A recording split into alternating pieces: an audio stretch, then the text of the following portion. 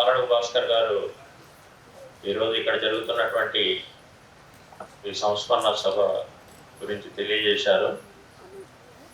మా ఉద్యమ సహచరులు కామ్రేడు జె వెంకటేష్ గారి సతీమణి మా ఉద్యమంలో సిఐటి ఉద్యమంలో ముఖ్యమైనటువంటి పాత్ర, శ్రామిక మహిళ ఉద్యమంలో ముఖ్యమైన పాత్ర పోషిస్తూ ప్రమాదంలో విశాఖపట్నంలో జరిగిన ప్రమాదంలో ఈ నెల 13వ తారీఖు నాడు కామ్రేడు రోజారాణి గారు మరణించారు. కుటుంబానికి తీరని లోటు, ఉద్యమానికి తీరని లోటు. ఇలాంటి బాధాతప్త హృదయాలతోటి కామ్రేడ్ రోజా గారికి నివాళులు అర్పించాల్సి వస్తుంది. బాధాకరమైన సన్నివేశం. కామ్రేడ్ రోజా గారు ప్రారంభంలో తను ఏ ప్రొఫెషన్లో ఉంటే ఆ ప్రొఫెషన్కు న్యాయం చేస్తూ పనిచేసినటువంటి comrade. Medical and health union ఏర్పాటు చేయడంలో కీలక పాత్ర పోషిస్తూ ఆ యూనియన్కు ఉమ్మడి రాష్ట్రంలో అధ్యక్షులుగా పనిచేస్తూ ఒక ట్రేడ్ యూనియన్ యాక్టివిస్ట్గా పనిచేశారు.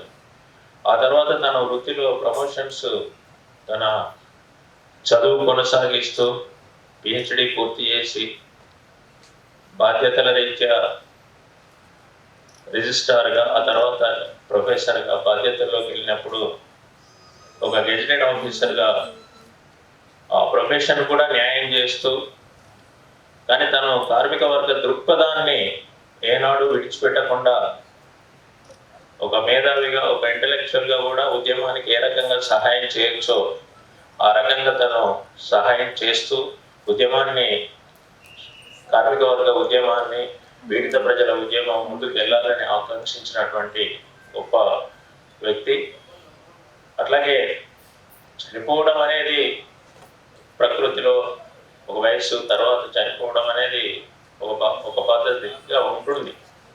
కానీ కామ్రేడు రోజా గారు, మా కామ్రేడు, తను గెజిటెడ్ ఆఫీసర్గా ఉన్నా, ప్రొఫెసర్గా ఉన్నా, మాకు కామ్రేడు రోజా గారుగానే ఆవిడ సుపరిచితులు.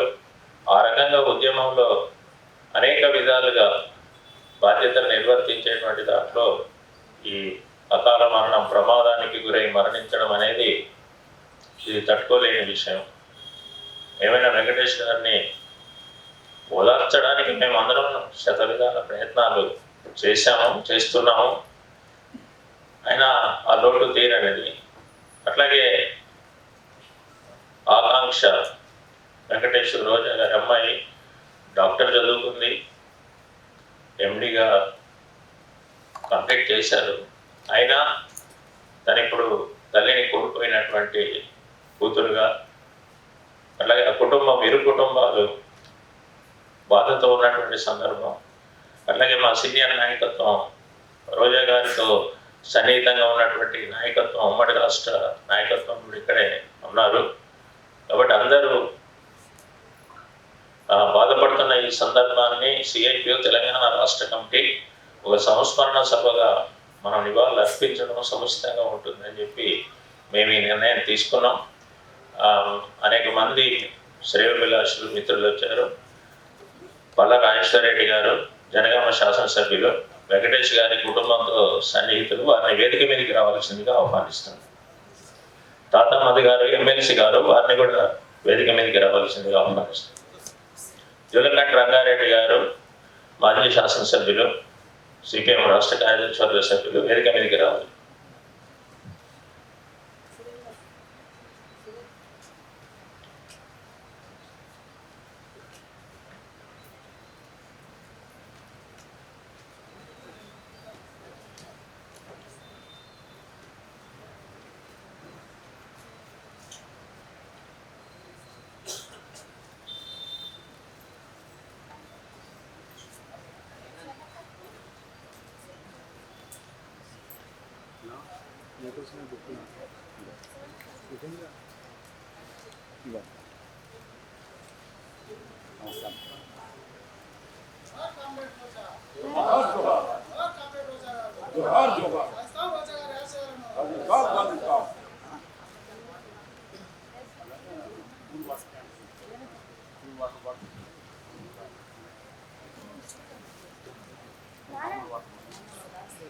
మిత్రులారా, ఈ సందర్భాన్ని, ఈ సంస్మరణ సభను అందరినీ ఆహ్వానిస్తూ రోజా గారితో వ్యక్తిగతంగా ప్రొఫెషన్ రీత్యా సన్నిహితంగా ఉండేటువంటి వారి డిపార్ట్మెంట్ సహచరులు, కొలీగ్స్, ఉద్యమ సహచరులు, అట్లాగే